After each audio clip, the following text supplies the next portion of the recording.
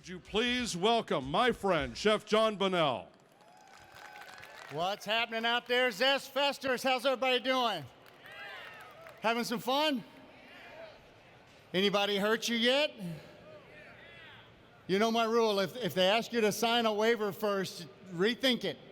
Make sure your affairs are in order. I got some fun stuff for you. I'm gonna make 3 different dishes. This is kind of what I'm thinking I'm gonna do next week. There's a big old football game everybody likes to talk about, have a party about. I heard the Cowboys weren't playing, but we can still root for either team, right? I want one of the red teams to win. I can tell you that much so far. I got 3 different dishes I want to make. They're all seafood based. I got a lot of seafood friends out there, and everybody I know is terrified to try to do fish or seafood at home. So every time I'm doing a party at my house, especially casual parties with lots of friends, I try to do seafood and kind of show somebody a little bit about what we're doing. This one is very much a ZestFest kind of recipe. We're gonna do some poppers. We're just starting with jalapenos. If you don't like jalapenos, you have come to the wrong festival. This may not be the show for you. Jalapenos. I'm using a roaster. You guys ever seen one of these? Jalapeno roasters, there's one booth. Texas Sweet Heat all the way by the front. They're like the 3rd booth in. They're carrying these today. Let me borrow one. If you need one for home, they got one that's shaped like an armadillo. They got an alligator. I got the pepper one here. These are awesome. They also carry the tool that'll help you core the insides out. I love these guys. They got several different models of it, but look at this. As fast as that, you core it out. So we hollow out the inside. You lose some heat. That's okay. But we got lots of room to add some flavor inside here. These roasters are outstanding. If you don't have one, you could still make this. I'll show you a different way to do this just on a pan in the oven. But I think the roaster is one of the coolest ways to do it. And I like to do these like on my grill. You could take a gas grill, put them in there on low, pull the lid down, let them kind of smoke in there a little bit. Roast until they're done. Let me show you what I'm gonna put inside these guys today. Got a little cream cheese. You got any Philly fans out there? Man, how about all the Philadelphia people today? Boy, the Eagles fans have traveled today. Man, do they love the Eagles out here.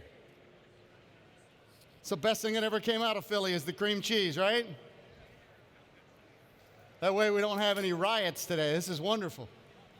So what we do, I take a little bit of cream cheese, a little palette knife, squeeze a little bit down inside. We start with a little cream cheese on each one, as much or as little as you like. Tuck a little in there. Cream cheese is like an essential party starter. Just about every appetizer I love to make, like half of them start with cream cheese. That sounds like a Yogi Berra. Every single one I do, like half of them, right? What do you say, 90% of winning is half mental? A little wisdom for you today. All right, once I've got some cream cheese in there, not too much to start, then we start adding some flavor. This is our Bay blend.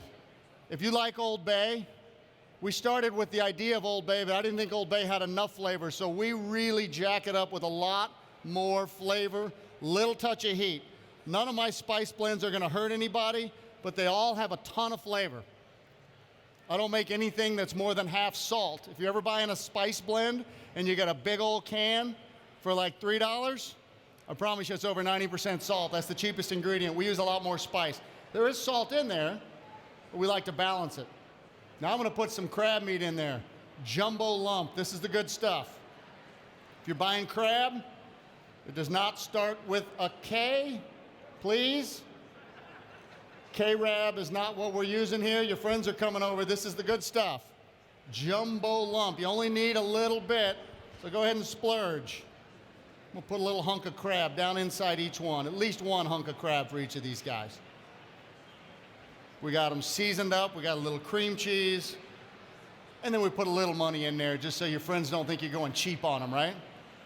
If you want to go cheap on the beer, that's up to you. Depends on which friends you got coming. I know some of y'all do that refill the wine bottle trick. I've seen it. Just depends on which friends are coming. If you got old fraternity brothers coming over, I'm not afraid to fill a wine bottle out of a box. I know these guys. They do it to me. All right, we're gonna top it off again. Little cream cheese coming right back. Didn't know how many tips you were gonna get for your party today, did you? I think we got a winner. All right, how many of y'all were in the wing eating contest today? We got any contestants? Yeah, I didn't think so. Nobody who just finished that wants to sit down for a while. Chef, would it be possible to use like a No. flavored cream cheese? Not at all. No. We don't like flavor here. Actually, you know what works really well? One of my favorite cheeses out there is called Boursin, B-O-U-R-S-I-N. Boursin comes in a little green and white box. It's already got garlic and herb. It's a beautiful cheese to use for this one as well. Thought we'd stick with the basics? All right, now we're talking bacon. If you don't like bacon, that's not my fault. You want to keep it vegan, that's up to you. Don't use cream cheese. Don't use crab. Just pick up a jalapeno and eat it. We're not doing the diet health show today. We're doing all flavor tastes good day.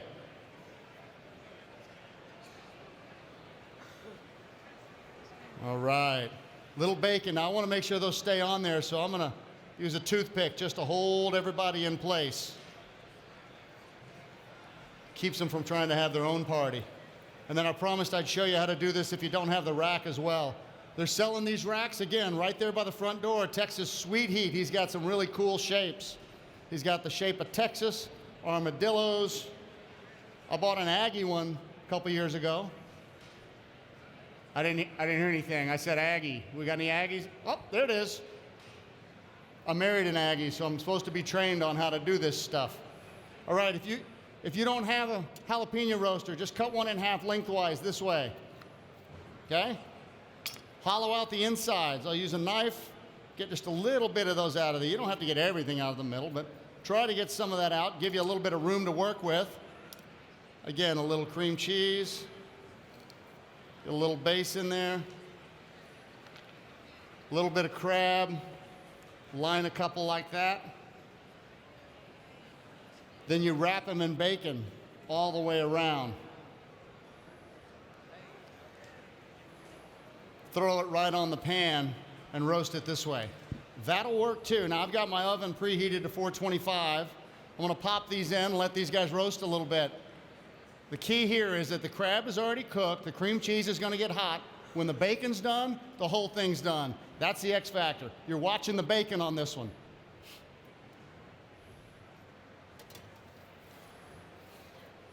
Oh man, it's gonna smell real good in here in just a little bit. All right, the next dish I wanna show you is what we call an oyster pan roast. These are gonna be some cooked oysters. We're gonna start them in a pan, and then I'd normally finish them in the oven. We'll see how much time we got today. I've got a cast iron going. Hey, Chef, if I may, if you don't mind. Yes, sir. You had another ingredient up there I thought we were going to use in that, the What's beer. that? The beer. You were gonna. What were you gonna do Yes. with that in the? I always cook with beer. Always. Thank you. I appreciate it. You're, you're quite welcome. Do not forget the key. Oh, I'm sorry, where were we? All right, we got some oysters. Texas A&M. It is a beautiful season for oysters right now. We'll start in this pan with a little bit of olive oil. Start with a little butter. Can't tell you how many things in my repertoire start with olive oil and butter. All the good ones.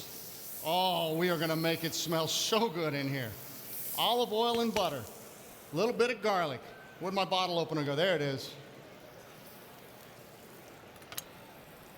Oh man. Next thing that goes in, a gallon of oysters. Not a whole gallon. But we buy these guys by the gallon, already shucked. It's a beautiful thing. You don't have to stand around killing your arms shucking them all day. We're gonna let them poach. A little bit of their own liquid, a little bit of heavy cream. That's right, I said it's not the diet day. We're going with the good stuff. Heavy cream. Nice and creamy. Let's get my heat right here. A couple other things, we're gonna add in some fresh thyme. If you don't like fresh thyme, try it again. You should. We got another winner at the Seagram 7 booth. How about it? All right, once that starts to really sizzle up a little bit, what we want to do is kind of reduce that cream just a touch. When the cream reduces, it'll start to thicken up, make some incredible flavor. I'll give that one just a pinch of salt. Then we start to give it a little spice. I like cayenne pepper for this one. And give it a nice ZestFest healthy dose of cayenne. I've got some sage, rubbed sage, a little celery salt.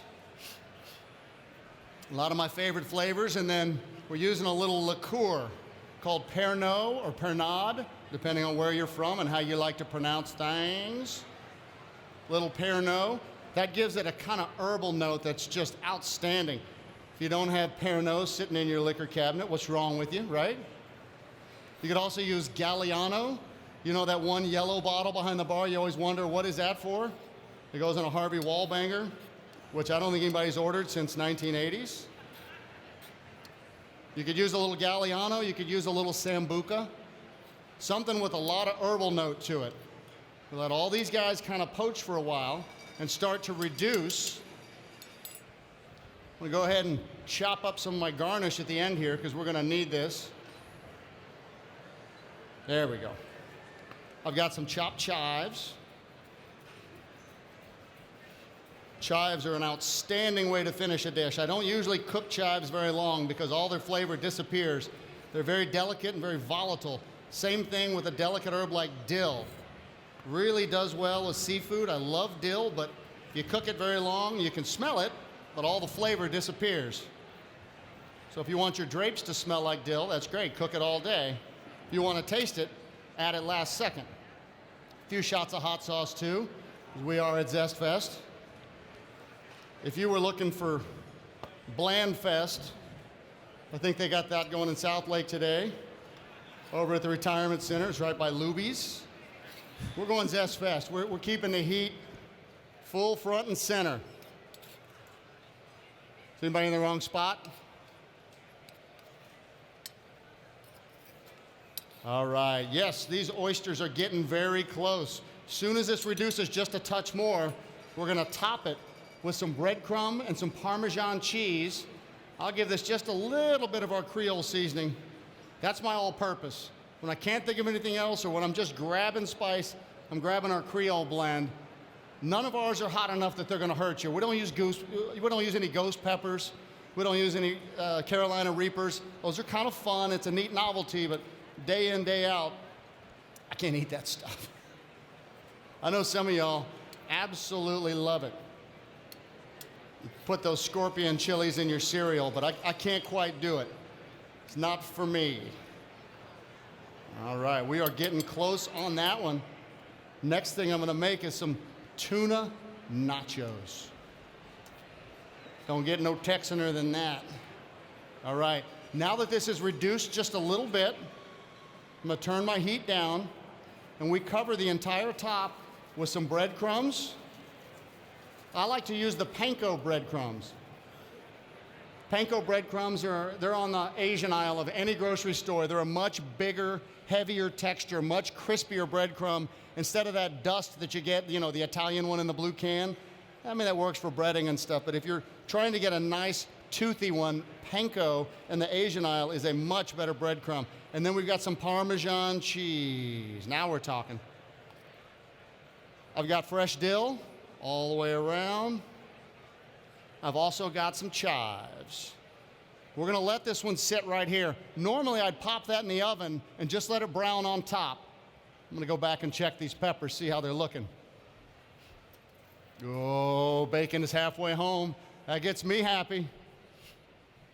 I'm gonna let this guy sit, as I don't trust y'all to tell me when it's ready in the oven. I'll forget while I'm working on something else. Time to make some tuna nachos. I've got a beautiful piece of ahi tuna. When you buy really good, fresh, sashimi quality ahi tuna, it should look purple. That's the dark stuff. That's the best stuff you can get. If it's that bright cherry red, it's been frozen and treated so that it will stay that color red for an extremely long time. The purple stuff is the big money. Now, I've got a beautiful loin piece here, and I'm gonna season it really well. We start with salt. Then I've got some chili de arbol. That's got some heat to it. The fun kind, not the one that's gonna send you to the bathroom, throwing up on your knees all the day. We've got a little bit of chili powder here. This one is ancho. So I've got salt, chili de arbol, and ancho. And let's season every side because, you know, I plan to eat every side. Roll it around in there. Make sure we got plenty of everything. I'm gonna give this a really nice coating on all sides. Roll it in there. And then we're gonna sear it. Over here, I got a pan. We're getting nice and hot. When we sear, you gotta have your pan hot ahead of time. I've got this one on high. Let's give it just a second, make sure I got the temperature. Whenever you saute or sear, high heat is the key. You gotta really brown the outside. I'm gonna leave it raw in the middle, but I wanna really brown up the outside. You just caramelize those proteins a tiny bit. Almost there, I'm just watching it. I'm gonna make a guacamole to go with that one, a creamy one in the blender, really fast and really spicy.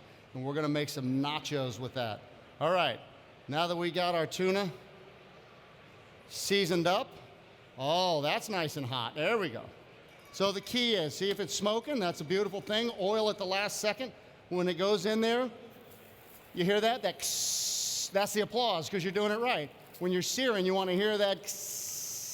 Doesn't take long. We just want to get the outside a nice brown on it. There, almost. Keep going, little guy. You can do this. You got it. Some of you are going to smell this in just a minute. Yeah, I see you counting. I saw that. You're like, he's got 5 nachos and how many oysters? And I got plenty of samples. When we're done here, we'll be sampling right down there. If you're interested in cookbooks, I'm autographing books today, and we got lots of stuff on sale. I got seasoning blends as well. I'll tell you about all those in just a minute. Woo! Just got a full sinus full of chili de arbol. Woo-hoo, baby, it's zesty now. That's what I'm talking about. Hello, Texas. We are getting zesty. All right, a beautiful seared tuna loin. Now, raw is the key in the middle, but I want that outside with that nice hard sear on it. Then I'm just gonna slice these guys. Let me give that just a minute. I'm gonna do the guacamole first. This one's fast and extremely flavorful. We'll start with some lime juice. This is my favorite juicer ever. Are we in the right spot? Are you filming me? All right, it's my favorite juicer ever. Just take your tongs right in the middle of a lime. You already got them. You don't need that electric one. It's in the bottom cabinet. I know where you got it. It's right under your salad shooter, right? It's under your slap chop. You got a huge appliance drawer where old TV products go to die. Just take out your tongs. They work as a beautiful, wonderful juicer. We start with lime juice. Use the fresh stuff. Anything that's called lime juice that's sitting on a shelf, not gonna be very good. Lime juice, lemon juice, very volatile stuff. It needs to be refrigerated, and it only has a couple of days at that. If it's sitting on a shelf, room temperature, it's probably been there a while. It will not taste the same as the fresh stuff. All right, so I got some juice. ZestFEst, we're gonna use some jalapeno. All right, a couple of them, why not? A little bit of garlic, because we like flavor. Just a tiny bit, right? Who likes cilantro? Who hates cilantro? It's okay if you hate cilantro. Mathematically, there's at least 3 of you in this audience. Yep, we got a hater over here. We got a hater. That's 4, 5, 6. I'm married to a cilantro hater, I understand. We have a support group. If you hate cilantro, it's not your fault. You are genetically predisposed to hate cilantro, and you will always hate cilantro. You can't sneak it on them and think one day they'll just learn to like it. There is something in their genetics that makes them think it's like a poison, and they will always hate it. So, leave the cilantro out if you want to. I love this stuff. I can make a salad out of it, and I'd be happy. We start by just pureeing this stuff right here. Oh yeah. And when it won't cooperate, you got to beat on it a little bit. It's like oh wait, my daughter's here. It's like children. You just gently coerce them into doing anything that you want them to do. There we go. I like to liquefy this to begin with. Make a complete puree. You notice I put plenty of salt in there. This can take plenty of salt. All right, now the key. Obviously you need fantastic avocados.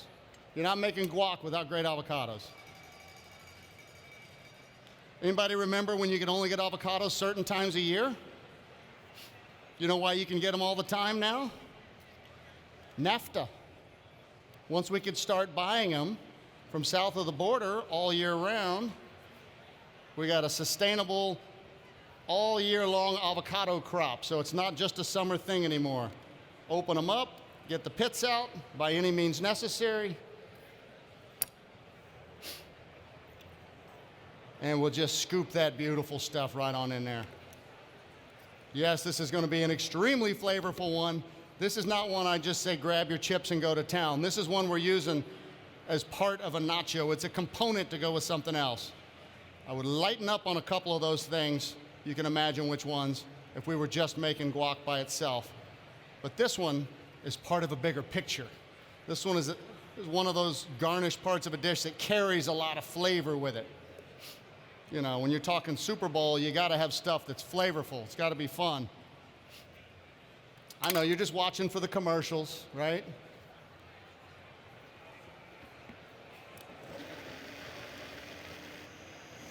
All right. Let's beat on them a little bit. Get them all down in there. I'm a huge fan of Vitamix. No, I do not get money from them or free products from them, but they are an incredible product. You pay a little bit more for the blender, but they come with cool attachments. The motors last forever. They actually work. Oh yeah. A blender you don't have to keep opening and tapping down. That's wonderful. A nice, creamy, smooth, spicy guac. Just that fast. All right. I'm gonna put some of that into a little pastry bag here. Oh yeah, nice puree.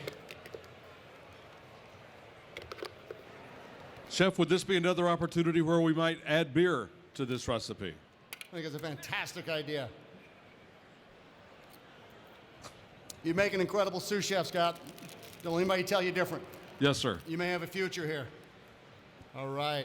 I've got some flour tortilla chips here.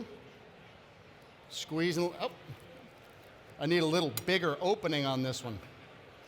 There we go. All right, so we're going to squeeze some of that avocado puree, that beautiful guac right there on each. I fried flour tortilla chips this time. They got a little different texture, a little flavor. They're kind of flaky. They got beautiful texture to them. Kind of makes it a little bit different. Look at the inside of this tuna. Right? That's beautiful stuff. That's what we're looking for. You need a very sharp knife for this one. Don't go grabbing your old Ginsu serrated junk. This is not your butter knife. You got a couple of guys selling good knives here. Go test them out. See what you like. Little tuna right on top of each of those guys. You want to treat your friends well? Give them some spicy seared tuna on some spicy guac, even if you are going cheap on the alcohol. And then a lot of times I'll top that with a little pico de gallo. Whoop. We'll come back over here. I like to make a really big mess on the cutting boards. I like to get stuff everywhere. That's how you know I've been cooking. My wife comes home and says, oh, I see. You're going to cook for everybody, and I'm going to clean. I don't know who gets the better deal here. We'll do just a little bit of purple onion. Not going to take a lot. Lots of ways to chop an onion. Everybody has their favorite. I kind of like doing them sideways like this, right? Right, there we go. So little purple onion, maybe a little tomato, We'll core one of these guys out a little bit. Dice them up.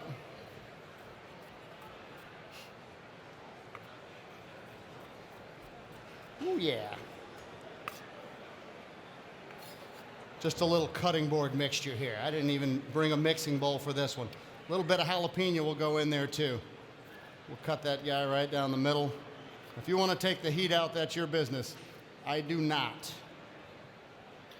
Just throw a little dice on that.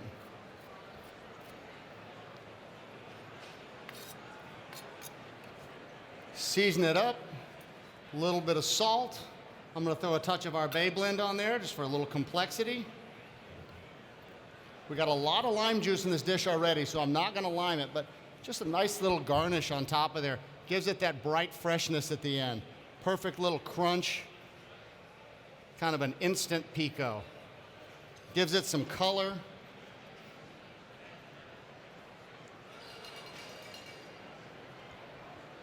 Oh, Chef, yeah. between the jalapenos and the ahi tuna nachos and the oysters, are any of these dishes available at any of your restaurants?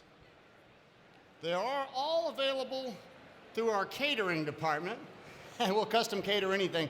I don't have any of these currently on a menu, but we custom cater anything you want, anywhere you want.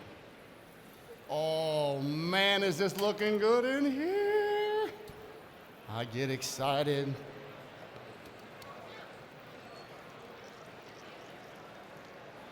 There's our little jalapeno roasters. Look at those poppers, baby. The bacon's all sizzly. See that one sitting right there? That might end up being mine. We'll see. See how long it sticks up here. All right. We've got 3 dishes we made for you here for the Super Bowl party. I like to serve this one with a little crusty French bread. You could grill that bread if you wanted to. Cut it into slices, and everybody takes a nice, big, heavy, creamy, spicy oyster pan roast right on top. So a little crusty bread with our oysters, a nice seared ahi tuna nacho, and everybody loves poppers. Folks, I'm at this booth right behind you with the big video screen on. If you're interested, I've got 5 different spice blends. You're welcome to come and taste any of them. My daughter's back there with me today, and Charlotte can tell you about every one of them because I cook with these at home all the time.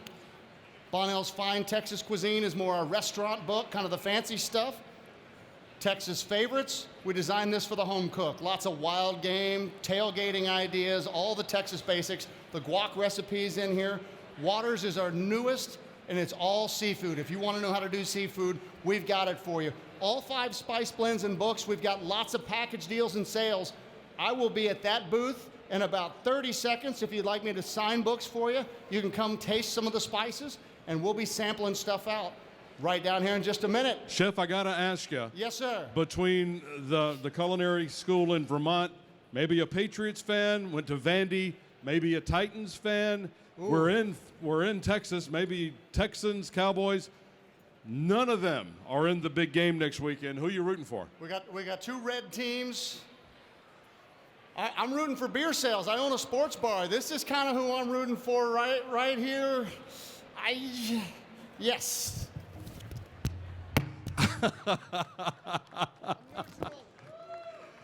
You just hope both teams. There we go. Very nice. Got both edges covered there. You're just hoping that the bar sales are better than last year. Fantastic. He's amazing, everybody. You're going to love these dishes. You're going to love his restaurant. Any of them. Waters, Fine Texas, Buffalo Brothers. Give them a shot over at TCU, Sundance Square. Whatever you can do.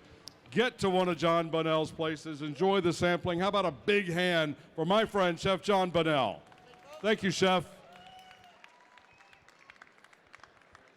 We'll have some sampling over here at the sampling table in just a second. Still more celebrity chefs to come here, folks.